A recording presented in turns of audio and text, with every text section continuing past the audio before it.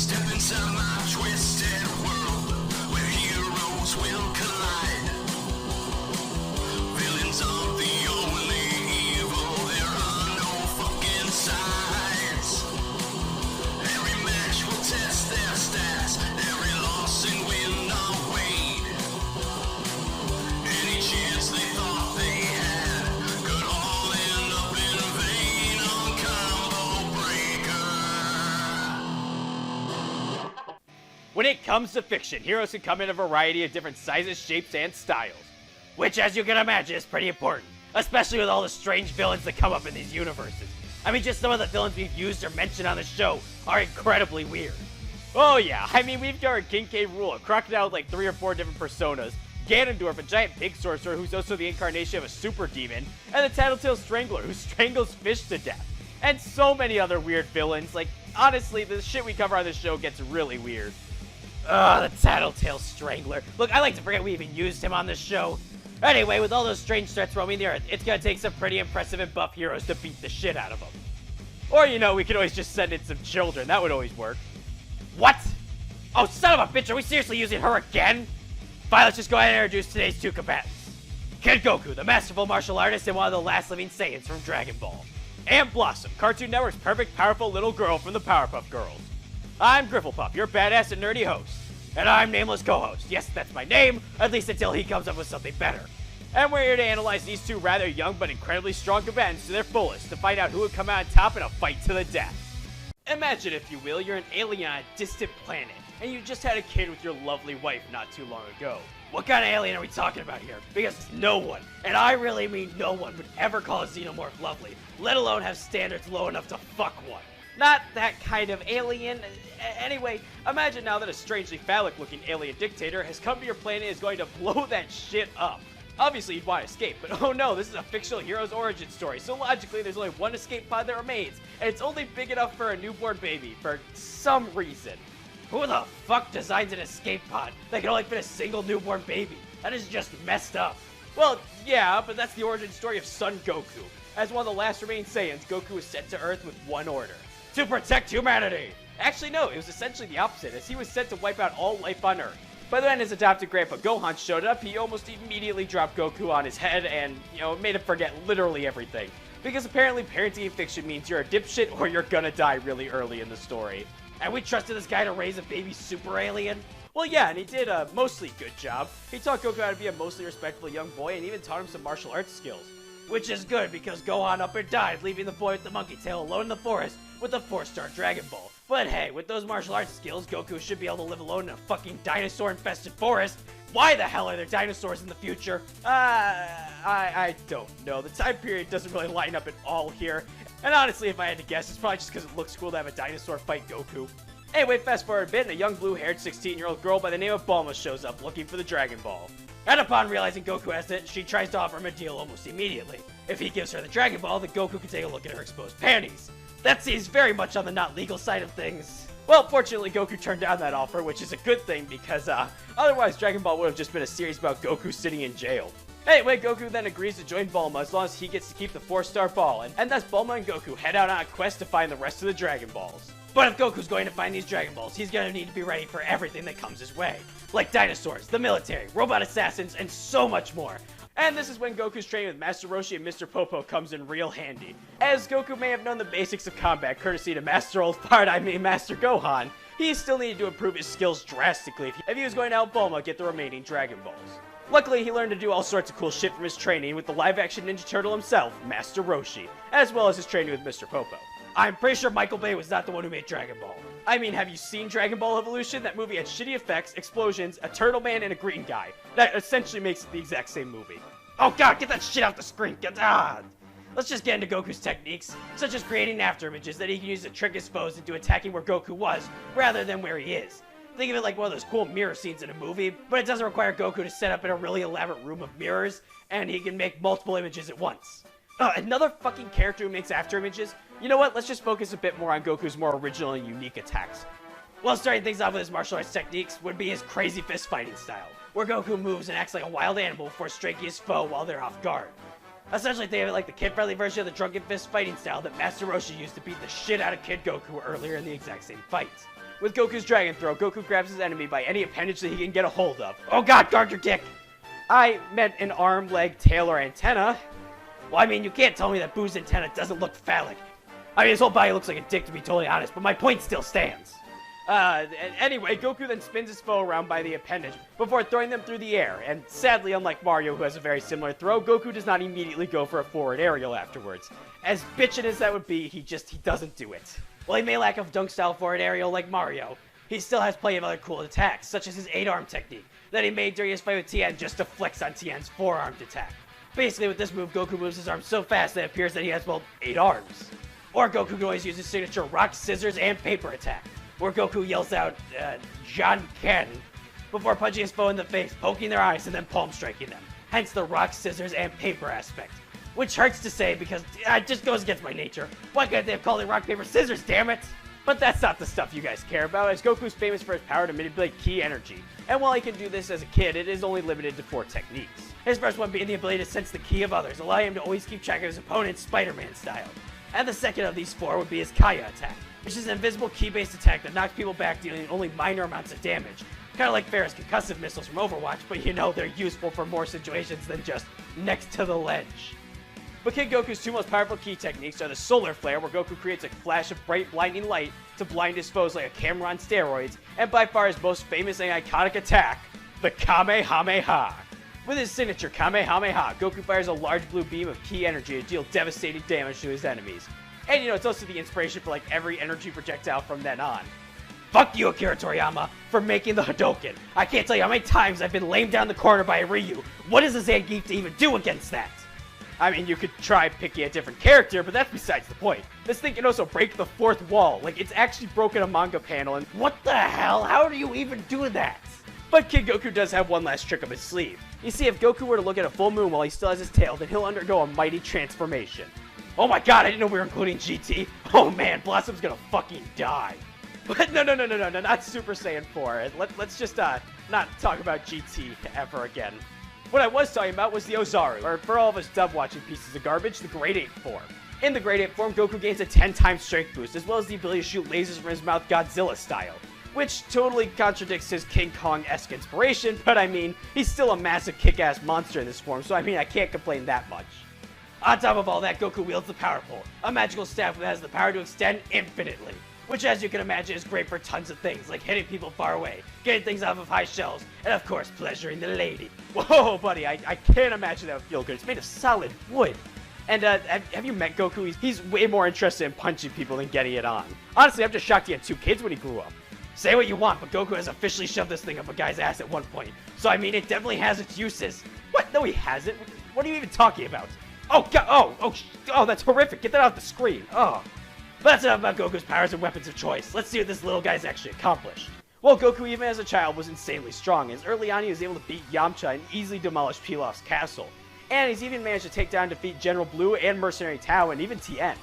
Plus, Kid Goku, during his training with Master Roshi, had to plow whole fields by hand, like no tools at all, as well as carry milk and swim across rivers. Talk about the world's lamest training. Yeah, but I mean, he had to do all that while wearing a very heavy-weighted turtle shell. And of course, you know, in some cases he was being chased by a T-Rex because, again, dinosaurs exist in this world. But most impressively is the fact that Kid Goku was able to fight and kill King Piccolo, who managed to easily beat Tien and kill Shenron. You know, that fucking dragon that grants wishes? On top of that, Kid Goku has shown that he's on par with, if not stronger than Master Roshi, who with a fully charged Kamehameha blew up the motherfucking moon after an exhausting fight with Goku moments earlier. Kid Goku is also fast enough to keep up with Master Roshi, who could catch machine gun bullets out of midair. On top of that, Kid Goku has dodged bolts of lightning and reacted to and dodged King Piccolo's blast. Not to mention, during his fight with Krillin, they moved so fast they were invisible to the audience, but by far his most impressive feat of speed was the time that he reacted to Tien's Solar Flare and grabbed sunglasses before the flash of light reached his eyes, allowing him to not get blinded and thus proceed the fight with Tien. You know, just casually reacting to a flash of light as everyone and their grandmother can do. He's tough enough to survive being punched through stone pillars, and he can casually fall long distances without any injury, as well as take whole magazines of Uzi fire with no visible damage. But more impressively than that is the fact that he's evenly traded blows with Yamcha, Krillin, Tien, as well as Master Roshi who could blow up the moon, and King Piccolo who could actually kill Shenron.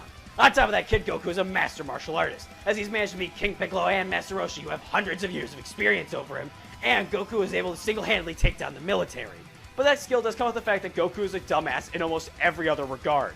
I mean, he thought marriage was a food, he didn't know that women didn't have balls, and he's never had a formal education.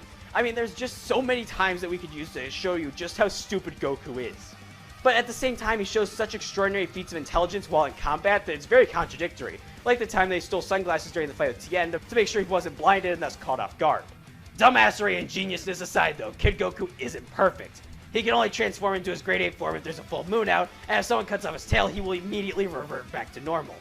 On top of that, as Powerpuff said, he's a moron in every way except for combat, and he does have limited ki. Once it's out until he has time to rest again. Well, at the end of the day, Goku's ready to take on any challenge and fight any foe. That is, as long as he can get some lunch afterwards. Now let me try it. Eh? Wow. Yeah, all right. I did it. I really did it. Yeah, all right. I'll be darned. There goes my clown. You ever notice that just every superhero just lives in the world's shittiest place? Gotham's a shithole filled with murderous clowns, giant roided up luchadors, and poisonous plant ladies. Metropolis is constantly under alien attack and under the rule of some bald rich dude who wants to kill Superman for whatever reason, and there are just so many other examples. Oh yeah, but I mean, sometimes that's just because the heroes live there and, you know, it's just philosophy bullshit. You can't have a perfect place. But in the case of our combatant Blossom, it's actually the other way around, as the city of Townsville is constantly under the attack of multiple giant kaijus, super monkeys, redneck Sasquatches, and of course cross-dressing demons, you know, just your average everyday stuff. So the brilliant Professor Utonium decided, despite living in one of the most dangerous places of all time, he thought that he should obviously create a couple of little girls to raise on his own. Oh, good on you, Professor, for actually managing to get some. What? No, are you stupid? He made them with sugars. Pour some sugar on me, in the name of love. Pour some sugar on me. No. Okay, look, he made them out of sugar, spice, everything nice. That is, until he accidentally added an extra ingredient to the concoction. Chemical X. And thanks to smashing open that bottle of Kryptonian sauce that he just happened to have right next to him, Blossom and her sisters gained a shitload of superpowers, as well as a lack of fingers, and yet they can still grab things. Somehow. Nobody's ever explained that to me, and it still hurts my brain to think about. Let's just chop it up to, plot-induced stupidity, I guess? Fine, but only because we have a boatload of powers to cover, and I don't want to be here all day. Well, aside from having super speed, super strength, and super durability far beyond that of what a 4-year-old girl, let alone full-grown-ass man, should have, Blossom also has the ability to fly at insane speeds and even shoot lasers from her eyes. Because, I mean, name one superhero who can't do that. It's like the staple superpower. Spider-Man can shoot lasers from his eyes, neither can Hulk, Deadpool, the Mask Suit, Scott Pilgrim. I honestly, I could keep going. Fuck you, alright? I didn't mean literally every superhero. Anyway, Blossom still has like 100 more powers to cover, such as her icy cold freeze breath that's cold enough to freeze spoons and asteroids. And based on that, I guarantee you could easily make a car refuse to turn on. I mean, my car barely starts when it's 68 degrees out. So yeah, her ice breath would wreck my car. You know, I should probably get a new one. It barely even functions. Why do you even need a car when you can move so much faster? Never mind, we don't have time for your stupidity right now. I'll explain to you how pointless a car is after this. Anyway, Blossom can also launch pink energy blasts from her hands. And she can also fly in a giant circle so fast she creates a tornado. Which, as strange as that is, I'm more curious how Blossom isn't just vomiting profusely after that. I have no clue. Honestly, it looks like it should have fucked up her stomach way worse than Taco Bell burrito. Anyway, Blossom's also capable of creating an aura of fire around her in an instant. Or she can always just breathe fire that she can also accidentally set off by sneezing, which is just preposterous, alright? There's no way that you could sneeze fire. Well, I mean, I imagine it's kind of like how when you're laughing or you sneeze when you have liquid in your mouth and then some of the liquid gets in your nose. Really disgusting, but you know what I'm talking about, right? So wait, you're saying if I drink gasoline, I could sneeze fire? Yes! What? No, that's not what I'm saying. Too late, I'm going to the gas station.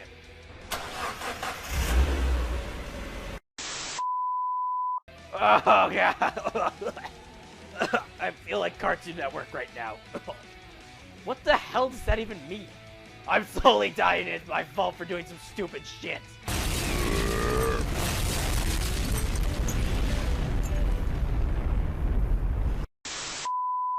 Anyway, we should probably get back on track before my co-host does something else stupid and needs to go to the hospital. Again. Oh, sorry about that. I still had a bit of gas in me.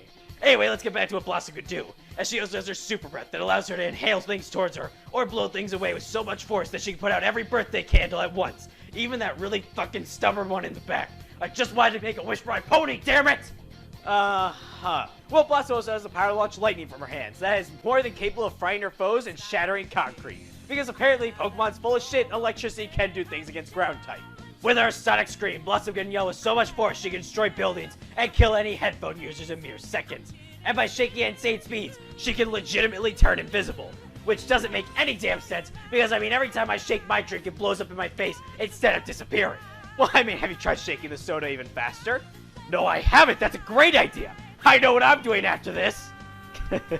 Well, Blossom can also duplicate herself several times, turn herself into a puddle of frickin' water for some stupid reason, spin a loogie that blows up on contact like an atomic bomb, shrink to the size of a bug, albeit with godlike powers, and she can even breakdance so fast she creates a force field of electricity around her to block all incoming attacks.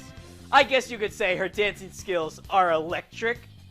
You see what I did there? Because they're electric. Well, fuck you guys. That was funny. It took me like 3 days to come up with that joke. Nobody's fucking laughing. Wow, that was actually depressing. Blossom also has super hearing, x-ray vision, a photographic memory, supervision, a sixth sense that she calls her danger sense that allows her to detect and react to enemies and attacks that she doesn't necessarily see, and she can create after images. Hey, wait a minute. The power to detect things she doesn't see and after images. Why does it sound so familiar? I'm sure it's nothing. Plus, on top of all of those powers, Blossom's bow doubles as an explosive charge that she can use for a surprise attack. Sadly, she does only have one on her at a time, and she looks really weird without the bow, but I mean, no one ever expects a hair bomb. I don't know, man. Last time I tried that, they figured me out real quick. Because you screamed, I have an explosive. Did you expect them not to tackle you? All I was trying to do was get back at that damn chimpanzee at the zoo that stole my popcorn. Look, he outsmarted you, just deal with it. Yeah, whatever, alright? Let's just talk about what Blossom's actually accomplished. So Blossom's actually absurdly strong. Oh yeah, she can split the street in half with a single stomp. Hell, she can even launch Mojo Jojo's machines into space with a single hit. She's also more than strong enough to beat giant building-sized kaiju. She's also been able to beat Princess Morbucks while she was wearing her power suit that she used to beat Bubbles and Buttercup moments earlier. Her ice breath is so powerful it can freeze an asteroid that Major Glory said would have destroyed the Earth. And she then shattered said asteroid with a single hit after freezing it. And her fire breath was capable of severely burning Bubbles and Buttercup. She's also fought with Brick, the leader of the Rowdy Rough Boys, and on top of that, her and her sisters were easily able to one-shot a meteor that threatened the Earth, and a giant robot who easily beat Major Glory and all of his allies in a single attack. Blossom's fast enough to dodge energy blasts and punch needles out of midair. Hell, she's capable of moving her foot so fast on a carpet that she's able to create static electricity that then sparks out from the carpet. She's easily able to run so fast the ground behind her fucking explodes while playing tag, but even more impressively are the times that she flew for an asteroid belt back to Earth in mere seconds, and when her and her sisters were able to fly so fast they time traveled. And we should probably mention that there was no rotating the Earth bullshit or shenanigans or anything like that. They just flew so fast in one direction that they traveled through frickin' time several years. Blossom's also super tough, as she can take beatdowns from Brick, who's her equal in strength, and she's even been sent flying through buildings and slammed against the ground by giant kaiju-style beasts. She's casually taken nuclear-style blasts to the face, and she's been hit with acid with nothing more than her hair being messed up. Hell, her and her sisters were once used as a train track with no visible damage. And add on to Blossom's impressive set of skills would be her intelligence, as she is actually the top of her class. She's 4. It's not like she's in college, it's really not all that impressive. Well, fair, but she's also fluent in Chinese, as well as a master tactician, and she can use her photographic memory to remember small details and plan accordingly. Which are all skills that you lack, so say what you want, but Blossom's really fucking smart. Hell, she's constantly seen outsmarting villains like Princess Morbucks and Mojo Jojo, and she was even able to outplay her sisters in a game of tag by using the environment to her advantage, and that was only a few days after she was created. Well, yeah, she's smart, but god, her weakness is stupid and abundant. She's incredibly ticklish, she's weak to sunburns, especially Anecdote X, and let's not forget her even fucking stupider weaknesses, like threatening her femininity, because reasons, or individuality, which doesn't even make sense as a weakness for anyone, really. On top of that, she's even weak to cooties and fucking flypaper, which just completely stops her powers. But then again, a rock stops Superman, so fuck it. The sky's the limit when you don't give a shit. But even with those flaws, at the end of the day, or rather before bedtime, Blossom's ready to save the day and kick some serious ass. Blossom, being the smart one, what's it like? Oh, I think it's a great honor. And no, wait. Actually, I think those labels are lame. The smart one always means the boring one. And I'm not boring, I'm a fiery redhead. And who made Bubbles the cute one? I'm cute. Look at this bow. And what makes Buttercup the tough one? Tell that to the monsters I beat up. I'm smart, cute, and tough. I'm the whole package. Alright, our combatants are set. But only one young hero can come out on top in a fight to the death. Ah, yes, let's watch 2 kids fight to the death. Again. You know, after this episode, we should probably stop using kid commands for just a couple episodes. I feel like the FBI are going to be putting our names on a watch list any time now. Oh, don't worry, next episode's combatants are far from children. Oh, thank God. Without further ado, let's settle this! King Piccolo is floating above the city in the evening, blowing apart buildings with each and every energy blast that he launches down. Goku rushes towards him before leaping through the air with one fist out in front of him. Piccolo tries to block the incoming attack, but he fails as Kid Goku flies through his chest and comes bursting through his back with a bloody blast. Right as Goku delivers the finishing blow, Blossom comes flying around the corner to see Goku landing covered in blood next to a destroyed alien carcass. Blossom stares at Goku for only a moment before rushing at Goku and sucker punching him, launching him back against a building, cracking the wall that he slams into. Goku then stands back up after the attack to see Blossom standing there ready to throw down. Here's a real high-class bout. And begin! Goku then dashes at Blossom, but Blossom quickly fires a laser of retaliation from her eyes. Goku narrowly dodges the attack by sliding under Blossom and kicking her. Blossom then tries to keep her balance as Goku proceeds to get up and hit her with a flurry of blows so fast that any spectators would simply see blurs. Goku then ends his barrage with one gut punch, causing Blossom to spit out a loogie that hits Goku in the face, causing a massive explosion, launching Goku into the air. Blossom then looks up at Goku as he starts to fall before she starts to freeze him with her icy cold breath. Goku's body starts to crystallize, starting from his tail, making it hard for him to move, let alone think of a way out of this attack. Goku tries to focus, but with each thought came an unbearable coldness that slowly drained the life from his body. Blossom then gets ready to fly towards Goku and shatter his almost frozen body, but right as she flies towards him, Goku unleashes a solar flare so bright it melts the ice and blinds Blossom. Goku then quickly lands before putting his hands together and starting to charge up an iconic attack. With this loud shout, Goku fires off a large energy beam that flies straight at Blossom, who is just barely regaining her sight. As Blossom regained her vision, she sees the blast approaching quickly. Blossom then quickly engulfs her body in flames before flying straight through the Kamehameha, causing it to split around her.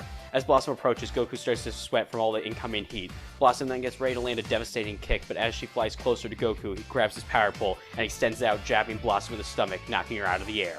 Goku then sighs in relief as Blossom lands on her feet. Blossom then rushes at Goku before uppercutting him into the air and proceeding to punch Goku in the stomach repeatedly and viciously as they fly above the clouds. Blossom then stops her barrage to end the fight as Goku grabs her by the hair and spins her around at insane speed before throwing Blossom into the road, creating a massive crater when she hits the ground.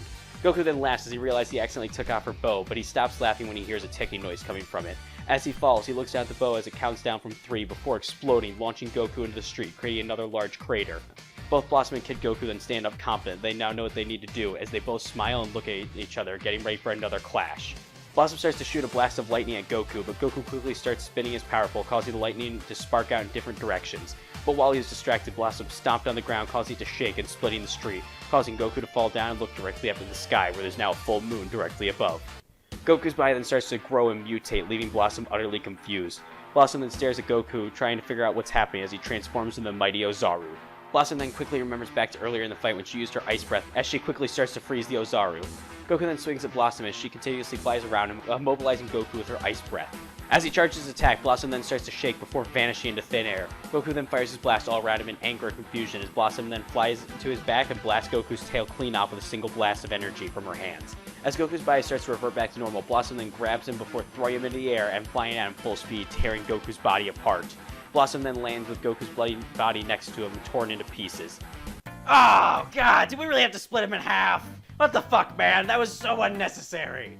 Unnecessary, but incredibly accurate, as our winner is Blossom. You know, I'm starting to sense some real favoritism here. I mean, 2 wins in a row, that's very suspicious. Come on, you're gonna tell me that Kid Goku loses this match when he managed to kill King Piccolo and fought evenly with Master Roshi, who blew up the actual moon with a single Kamehameha. While Kid Goku scaling up to moon level is insanely impressive, especially for a child, Blossom absolutely fucking dwarfs him in strength. Blossom and her sisters were more than capable of one-shotting a meteor that threatened the Earth, as well as beating a giant robot who one-shot Major Glory and all of his allies. On top of that, Blossom on her own was capable of freezing and shattering a meteor that Major Glory himself said would have destroyed the Earth, which would put Blossom at least planet level, if not large planet level, thanks to the meteor robot feat that her and her sisters all did. Are you fucking serious? This 4-year-old girl is stronger than the master martial artist from space? What the fuck? Whatever, Kid Goku's still faster though. I mean, he can fight Master Roshi who can catch machine gun bullets, and Goku himself has dodged lightning and even reacted to Tian's solar flare easily, making Kid Goku faster than light. I mean, really, what has Blossom done? Fought some kaiju? Yeah, Goku is fast, but Blossom fucking destroys him in speed as well. She's capable of dodging lasers, as well as flying from an asteroid belt to the Earth in seconds, and her and her sisters have shown they can fly so fast they travel through time, making Blossom easily massively faster than light. Okay, but Goku always has his grade 8 form that increases his power tenfold. That has to be his winning trump card, right? Yeah, but 10 times moon level wouldn't be up to par with Blossom's planet level. Not to mention that form requires for this random encounter to happen during a full moon, which isn't a very likely scenario. And just to add insult to injury, it would take about 50 moons to equal the size of our planet. So his grade 8 form is still 40 moons off from being an actual threat to Blossom. However, funny enough, if Kid Goku were to go Super Saiyan, then he could actually stand a chance against Blossom. But then again, he'd still be too slow to even touch Blossom, and he doesn't unlock Super Saiyan until way later in the series. Well, at least Kid Goku's still more skilled than Blossom, right? Well, actually, son of a bitch! No, you're actually 100% right. Goku is the more skilled fighter. But that's really not enough to beat Blossom, who was smarter, stronger, tougher, faster, and had the larger arsenal of powers and options. Really, Kid Goku had very little he could do to even stand a chance in this fight. Looks like Kid Goku met his match. That pun was god-awful. Our winner is Blossom. So, what's next for Blossom? Let's see. There's a meteor headed for Townsville. Gotta stop that. I need to clean my room. Stop a giant bug from eating downtown. And do my homework. We're learning fractions. Anything else you want to say? I would like everyone to know that I am dedicated to keeping Townsville safe from the clutches of evil. Especially evil monkeys. Hopefully that's the last of them. I have my fingers crossed. If I had fingers. Thank you guys so much for watching, and I hope you enjoyed the episode. If you want to help support the channel, you can always subscribe, like the video, and share with a couple of your friends as well. If you want more of me and my amazing co-hosts, you can check out our Twitter and Discord in the description down below. If you want to help support the channel even further, you can check out our Patreon, also linked in the description down below, because it is surprisingly expensive to get pizza shipped to another universe. I really need to figure out a way to remedy that. Are you done asking for subscriptions and pizza money? Because I'd really like to introduce the next fight, because I'm kind of excited for it, and I want to see what the lovely people have to say in the comments. Well, without further ado, next time on Combo Breaker!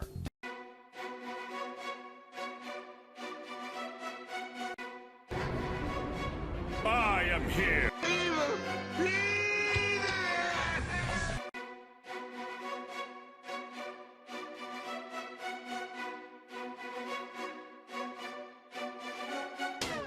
Who's the man who's dealing with every villain? 1 second you see him chillin', the next minute he's straight winning. Feeling like it's great, bringing evil to his grave. Now he's here to save the day, so make way, you'll soon pay. Hitting quicker, he's never quitting or sitting on the side. He's brewing with pride, spitting battle, never die. Catching people calling him the symbol of peace and why. Yeah, Sybil, nice to meet you, I'm All Might. I've inherited abilities, a legacy, I'm standing at the pinnacle of heroism. You don't wanna be starting and throwing hands, understand? I'm the strongest in Japan, dealing with the terrorism. I'm bigger than anybody who's ever come before. Cleaning up Tokyo when I wipe you off the floor. Dealing with enemies that can never be ignored. One for all, yeah, I feel it to my core. Stand down, no, I've asked you nicely. Last round, we about to get feisty. I'm proud, hold my head up highly. No doubt, cause I feel almighty. Can you feel the power, mighty? You're no villain brave enough to fight me. I will never cower, mighty. Feeling all the energy inside me. Can you feel the power, mighty? Ain't no villain brave enough to fight me. I will never cower, mighty. Feeling all the energy inside me. Feeling all the energy inside me. All might laying pipe on the glory, but still